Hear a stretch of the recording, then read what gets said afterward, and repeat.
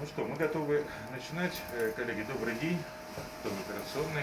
В якутском онкодиспансере проходят показательные мастер-классы от ведущих врачей. Главным гостем стал московский хирург, заведующий онкологическим отделением хирургических методов лечения имени Блохина Алексей Шевчук.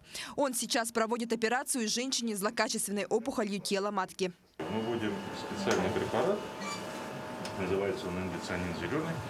Это препарат, который очень хорошо распространяется по лимфатическим путям. На операции применяется малоинвазивный метод, значит без больших разрезов, с использованием новой технологии исследования сторожевых лимфоузлов. Врач наглядно показывает и комментирует все свои действия. Когда мы вводим препарат, мы должны чувствовать сопротивление.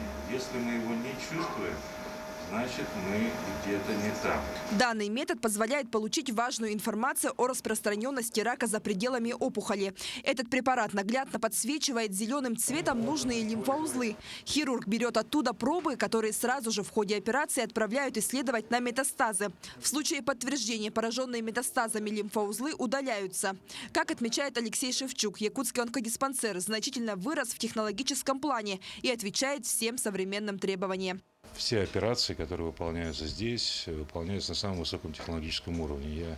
Я был здесь 5 лет назад, и я вижу те колоссальные изменения, которые произошли за последнее время в плане оказания медицинской помощи онкологическим больным. Также параллельно проводится операция по удалению рака молочной железы с использованием такого же метода. Мастер-класс провела Татьяна Жарникова, заведующая отделением опухолей молочной железы и кожи якутского онкодиспансера. В настоящий момент мы уже завершили первый этап операции, получили лимфоузел, нам дали ответ, что в лимфоузлах опухолевого роста нет, то есть на этом дальше мы в подмышечную область не пойдем.